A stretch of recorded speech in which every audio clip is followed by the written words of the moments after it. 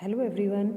आज हम लोग अपने रीमन इंटीग्रल की रियल एनालिसिस का जो इम्प्रॉपर इंटीग्रल मैथ कर रहे हैं, चैप्टर इम्प्रॉपर इंटीग्रल को लास्ट वर्कशीट जो है हमारी सेकेंड लास्ट 2.4 उसको कंप्लीट कर रहे हैं। उसी के साथ आपकी 2.4 भी जो है कंप्लीट हो जाएगी।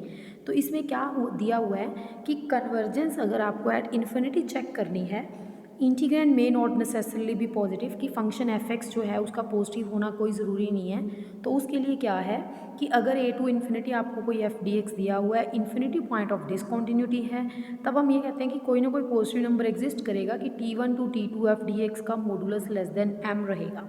सबसे पहले ए टू इन्फिनिटी को जब हम प्रॉपर इंटीग्रल में कन्वर्ट करते हैं तो क्या था कि limit t tends to infinity a to t f d x. अब हम ये यहाँ पे ये कहते हैं कि ये कन्वर्ज करेगा कब, जब इसकी जो लिमिट है वो फाइनाइटली एग्जिस्ट करेगी।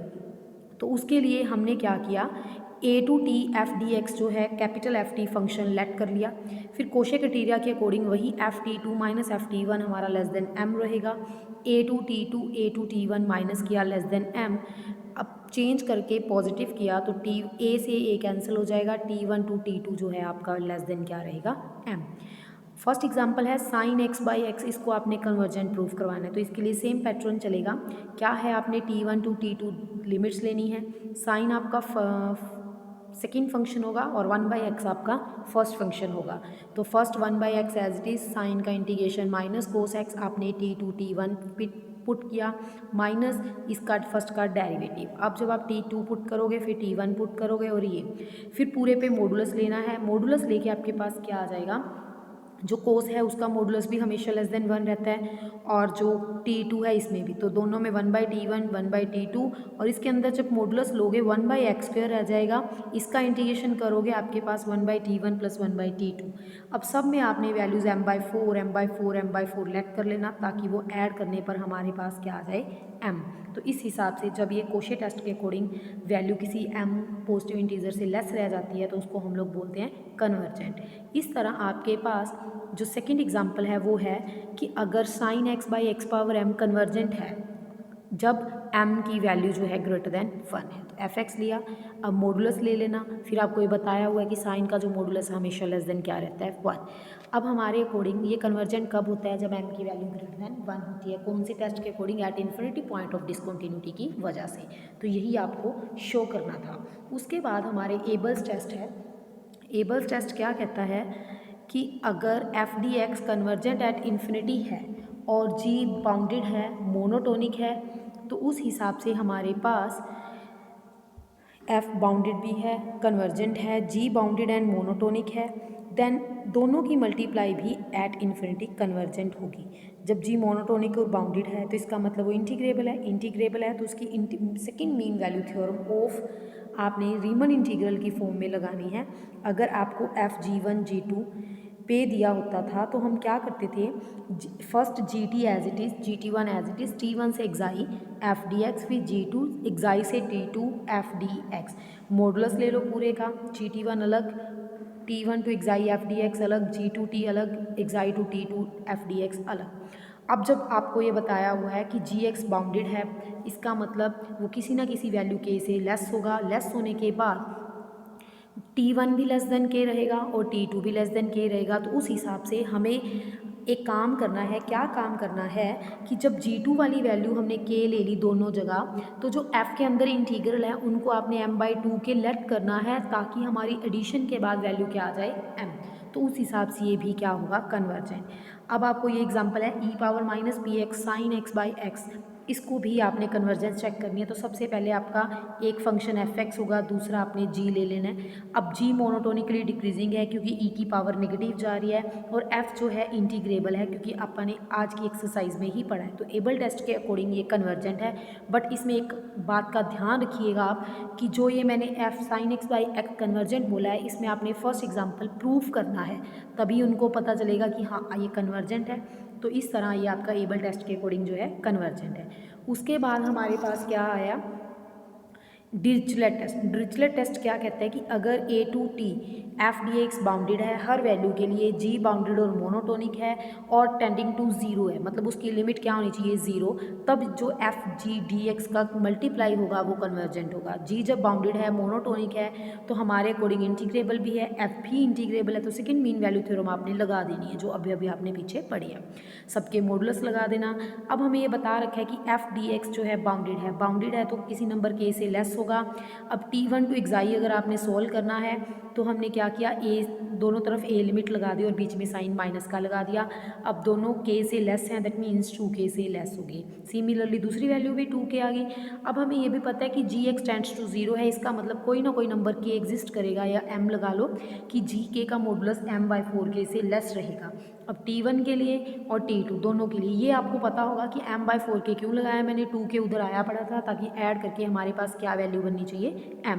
तो इस हिसाब से अगर पूरा इंटीग्रल लेस देन m है तो F G D x convergent होगा। ठीक है, उसके बाद आपके पास आता है आपको साइन एक्स स्क्वायर की कन्वर्जेंस चेक करनी है। साइन एक्स स्क्वायर चेक करने के लिए आपने एक काम करना है, जीरो से इन्फिनिटी है ये आपके पास लिमिट, तो 0 to 1, 1 to इन्फिनिटी अलग अलग कर देना। अब उसके बाद एक का नाम I1 है, दूसरे का नाम I2 है। जो फर्स्ट साइन एक्स स्क्वायर है 0 to 1 वो प्रॉपर इंटीग्रल है। उसके बाद सब सेकंड की बात करते हैं तो इसमें आपने एक काम करना है, 2x से मल्टीप्लाई और 2x से क्या करना है, डिवाइड। जब क्योंकि एक जी एक्स बन जाएगा और एक पूरा एफ एक्स हो जाएगा। 2x साइन एक्स स्क्वायर का जब आप इंटीग्रेशन करोगे, एक्स स्क्वायर का डेरिवेटिव 7 पड़ा है तो साइन वाले पे माइनस कोस एक्स स्क्वायर हो जाएगा। लिमिट 1 एंड T1 फिल करनी है। कोस 1 की वैल्यू भी लेस देन 1 रहेगी और कोस टी स्क्वायर भी, तो दोनों जगह पे ये वैल्यू क्या आ गई आपकी 2। अब हम बात करते हैं जी एक्स की। अगर हम चेक करें डिरिचलेट टेस्ट के अकॉर्डिंग 1/2x जीरो है, क्योंकि x tends to infinity, bounded भी है, मोनोटोनिकली डिक्रीजिंग भी है, तो उस हिसाब से ये पूरा फंक्शन क्या हो जाएगा आपका, कन्वर्जेंट। उसके बाद आपने कन्वर्जेंस चेक करनी है sign x by x power P D x. सबसे पहले इसके लिए आपने एक काम करना है, क्या काम करना है, इसके दो पार्ट्स करने हैं, 0 to 1, 1 to इन्फिनिटी, क्योंकि जो लिमिट है आपकी वो क्या दी हुई है आपको, 0 to infinity. Sign x by x power P, अगर हम पॉइंट 0 की डिसकंटिन्यूटी की बात करें, हम कहेंगे अगर p ग्रेटर देन 1 है तो ये क्या है, इम्प्रॉपर इंटीग्रल, अदरवाइज ये प्रॉपर इंटीग्रल रहेगा। तो हमने क्या किया, इसके दो पार्ट्स कर लिए, क्या, साइन एक्स बाई एक्स अलग कर दिया और 1/x पावर p माइनस 1 अलग कर दिया। अगर आपको अच्छी तरह याद हो तो ये हमारा जी एक्स होता है, जो दोनों एफ एक्स और जी एक्स को डिवाइड करते थे, तो अगर p माइनस 1 आपका लेस देन 1 है तो हम कहते थे ये कन्वर्जेंट है, अदरवाइज क्या होगा, डाइवर्जेंट। इसका मतलब p लेस देन 2 है तो आपके पास कन्वर्जेंट आ गया। फिर I1 प्रॉपर इंटीग्रल था, तो दोनों ही केसेस में जो है ये फुल इंटीग्रल क्या हो जाएगा, कन्वर्जेंट।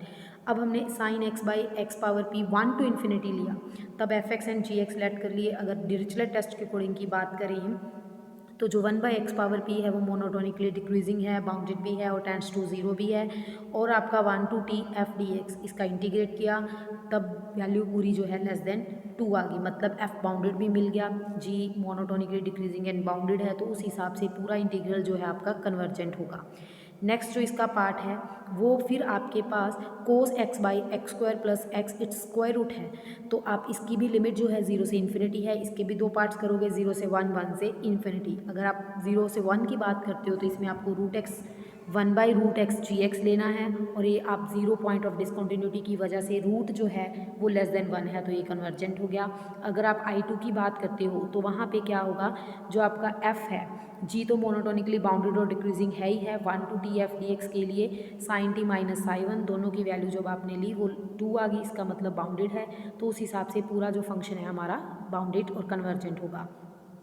थर्ड पार्ट है log x into sine x by x, तो आपने एक काम करना है, g x log x by x ले लेना और एफ एक्स क्या लेना है, साइन, क्योंकि log x बाई एक्स आप मोनोटोनिकली डिक्रीजिंग और बाउंडेड फंक्शन होता है। अगर हम लोग log की बात करें, सॉरी साइन की बात करें, तो उसका इंटीग्रेशन फिर लेस देन 2 रहेगा, तो डिरिचलेट टेस्ट के अकॉर्डिंग ये दोनों क्या होंगे, कन्वर्जेंट। सेम 0 से x cos a x minus cos b x over x.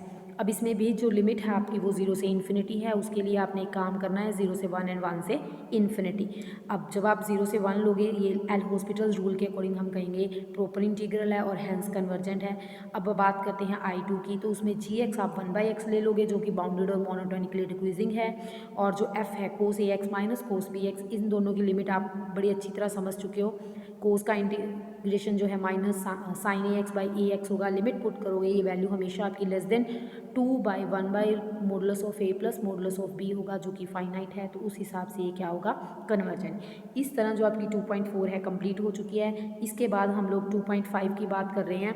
2.5 के लिए आपने क्या करना है, आपके पास फुलानी इंटीग्रल है। फुलानी इंटीग्रल का मतलब क्या है कि अगर एफ एक्स कॉन्टीन्यूस फंक्शन है, इंटरवल 0 to इन्फिनिटी, उसकी दो सिंगुलरिटीज़ हैं 0 and infinity, then f of a x minus f of b x over x, ये इक्वल होगा कब, अगर 0 के इक्वल होगा, अगर f x by x totally 0 and infinity पे कन्वर्जेंट है। वो f1 log of a by b के इक्वल होगा अगर सिर्फ 0 पे कन्वर्जेंट है। अगर ओनली इन्फिनिटी पे कन्वर्जेंट है तो उसकी वैल्यू f नोट होगी। अगर वो दोनों पे कन्वर्जेंट है, दोनों पे ही कन्वर्जेंट नहीं है, तो f naught minus f1 log b by a जो है इसका आंसर होगा। तो इसके लिए फर्स्ट एग्जांपल आपको बता रही हूँ। क्या फर्स्ट एग्जांपल है आपके पास, जो फर्स्ट एग्जांपल है वो है हमारे पास sine a x sine b x by x. अगर मैं यहाँ पे 2 से मल्टीप्लाई और 2 से डिवाइड करूँ तो इसकी वैल्यू आपके पास फॉर्मूला बन जाएगा cos of a minus b x minus cos of a plus b x. अब इस पे आपने देखिए ध्यान से, ये हो गया एफ ऑफ ए एक्स, ये दूसरा हो जाए, ये हो गया आपका एफ ऑफ ए एक्स, ये एफ ऑफ बी एक्स, नीचे एक्स है। तो जो आपका मेन फंक्शन होगा वो जस्ट रहेगा कोस एक्स, ठीक है। कोस एक्स के बाद आपके पास क्या आएगा, आपने ये चेक करना है कि दोनों में पॉइंट ऑफ डिसकंटिन्यूटी कौन सी है। तो अगर आप चेक करते हो इस फंक्शन पे तो इन्फिनिटी पे कन्वर्जेंट है, तो हमने 0 वाली लिमिट लेके चलनी है, means f naught log of a plus b over log of a minus b, आप पुट करना और आपका आंसर। अगर हम e of a x minus e of minus b x की बात करें, इसमें फंक्शन आपका जो है ई ऑफ माइनस एक्स है, जो कि इन्फिनिटी पे कन्वर्जेंट है और आप 0 पे उसकी वैल्यू ढूंढोगे। E of minus a x, बात वही आ गई, एफ नोट log ऑफ पहले बी वाली लिमिट ओवर ए वाली लिमिट और आपके पास आंसर। अगर मैं थर्ड एग्जांपल की बात करूं, वहाँ पे आपका मेन फंक्शन है tan इनवर्स एक्स। जो tan इनवर्स एक्स होता है वो 0 पे कन्वर्जेंट होता है, इसलिए हम इसकी लिमिट जो है π/2 पे ढूंढेंगे। तब हमारे पास फॉर्मूला क्या लगेगा, f1 log of a by b. इस तरह जो है आपका ये सेकंड चैप्टर फुली कंप्लीट हो चुका है। इसके बाद हम लोग अपना थर्ड चैप्टर स्टार्ट करेंगे। इस चैप्टर के अकॉर्डिंग अगर कोई आपको प्रॉब्लम हो तो आप मेरे से कन्फर्म कर लेना।